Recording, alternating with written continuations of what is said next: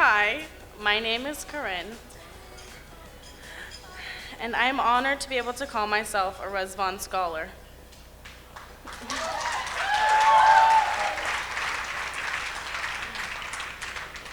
First of all, I'd like to thank all of you for being here and for contributing to this amazing foundation.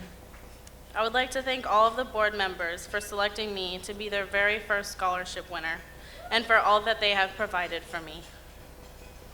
I would like to especially thank Dr. Rezvan for sharing his father's story and for making all of this possible for me and the many scholars to come.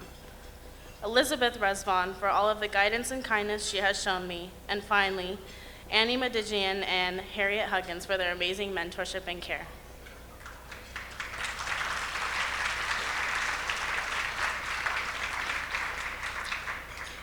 It is unbelievable how far I've come.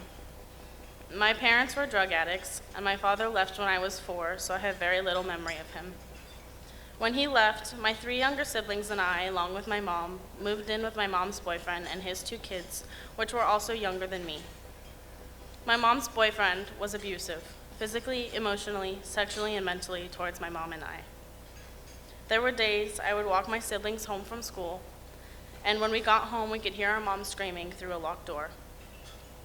Although my younger siblings didn't quite understand what was going on, I did, and it was really hard for me to feel helpless.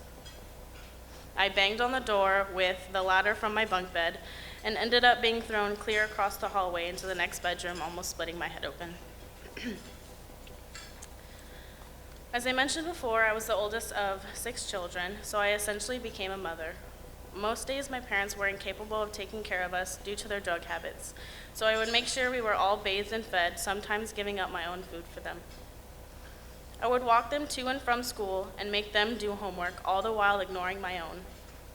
I was punished in cruel ways by my mom's boyfriend for taking care of my siblings, but I wouldn't let that stop me. They were my priority growing up.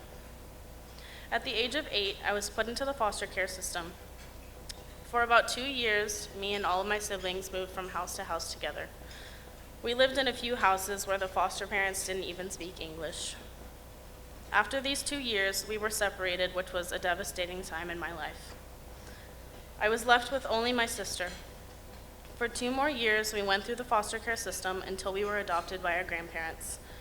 While going through the system, I attended 6 different elementary schools. It was very hard for me to make friends because I was never in one place for very long. On top of that, I was this chubby little boy-looking girl with a mullet. My own sister disowned me. The only people that were ever there for me were my teachers. They were so kind and loving, so every time I moved to a new school, I made friends with the teachers so I didn't feel alone. In high school, Harriet Huggins was that teacher. I was in her AVID class for all 4 years, and anytime I needed anything, she was there for me. She pushed me to stay on top of things, and it's a set example for the type of teacher I would like to be in the future. These are some of the main reasons I want to become a kindergarten teacher. I want to be a child's inspiration. I want to be that person that a child feels safe and loved talking to, no matter their situation.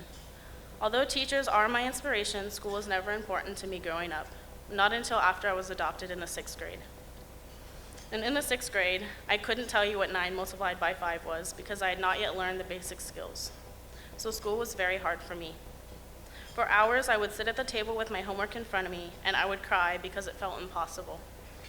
My grandparents, which adopted me, had to continuously remind me that I no longer had to worry about anything but school, which took a lot of getting used to. And in the 6th grade, I got by with C's and D's. I am proud to be able to say that I finished out high school with a 4.0.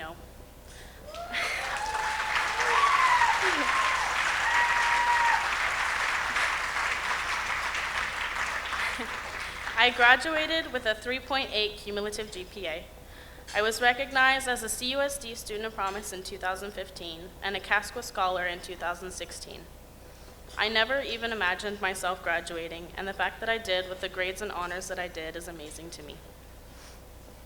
I had dreamt of attending a 4-year university, and I knew that I wanted to become a kindergarten teacher. My grandparents, however, did not support me going away for college and insisted I start at the community college in Fresno. They did not pay for the application fee, so I wasn't given the option to apply to any universities besides Fresno State with the help of Ms. Huggins and the AVID program. I was accepted, so I set out to find a scholarship that would assist me in paying for college. I was speaking to my counselor one day, and she knew my story and suggested that I apply for the Rezvan Foundation scholarship. I looked over it, and it was a very long application, but I am so glad that I completed it.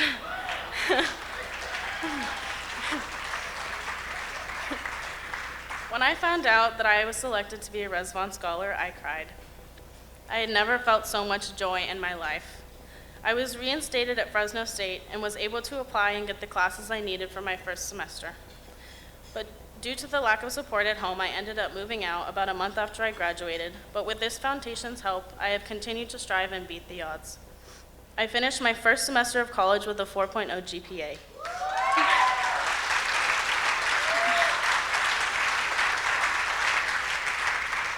The Rezvan Foundation has been extremely helpful as I am doing everything on my own.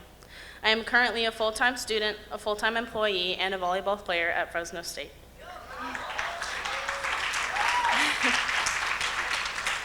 I am so proud of myself, and I would not be able to fulfill my dreams of attending a university without the help of this incredible foundation.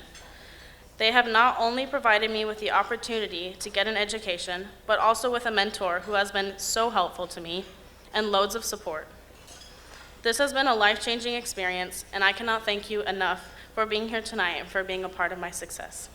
Thank you.